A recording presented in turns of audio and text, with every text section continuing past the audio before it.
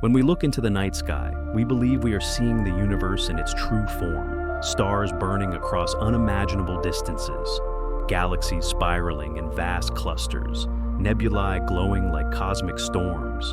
To the human eye, the universe is brilliant and alive with light, and yet, almost everything we see is an illusion of scale. Astronomers tell us that all the stars, planets, and galaxies, everything that shines, make up less than 5% of the cosmos. The rest, the overwhelming 95%, is invisible. It does not glow, it does not reflect, and yet it is everywhere. It is dark matter and dark energy, the unseen fabric of the universe. Dark matter makes up most of the universe's mass. It has no color, no form, and no direct interaction with light. It reveals itself only through gravity, pulling galaxies together, sculpting the large-scale structure of the cosmos.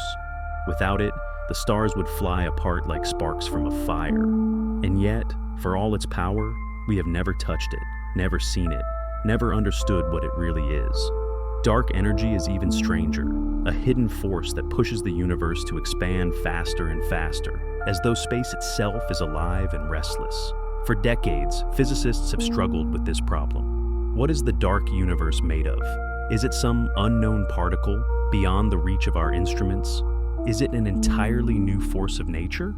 We build detectors in underground labs. We launch satellites to map its pull, but every attempt ends with silence.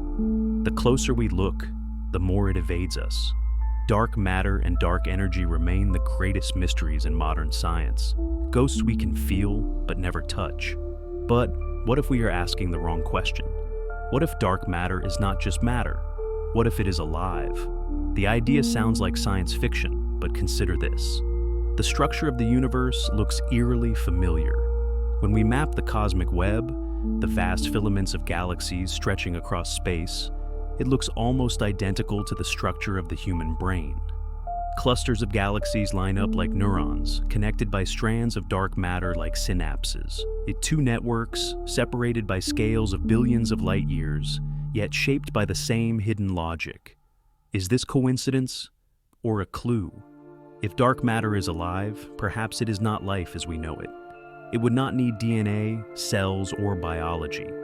Its form could be vast and incomprehensible, existing on scales so large that we can only glimpse its outlines in the arrangement of galaxies. Maybe each cluster is a thought, maybe each filament is a connection, and maybe the universe itself is a mind, one that thinks in the language of gravity and light.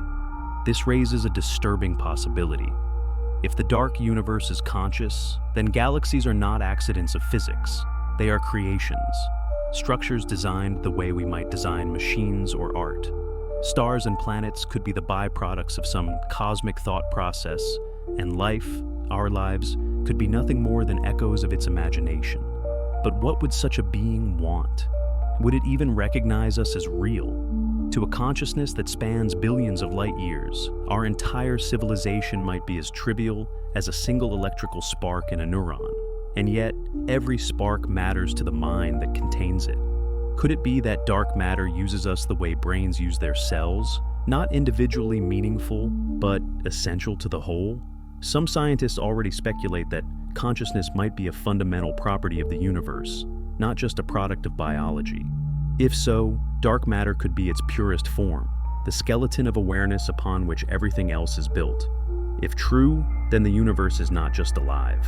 It is aware, watching itself through the eyes of stars, planets, and beings like us. But there is another, darker interpretation. What if the universe is not nurturing us, but containing us? What if dark matter is not a mind that creates, but a prison that traps? Its filaments binding galaxies together might not be signs of growth, but chains. A system designed not to give birth, but to hold everything in place, forever. If that is true, then the question is not whether dark matter is alive, but whether it is benevolent. And so, we are left with the unsettling thought. When we look at the night sky, we are not just staring into emptiness, but into something alive, something vast, something that may already be shaping our fate.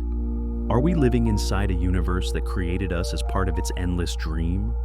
Or are we trapped inside a dark design we will never escape?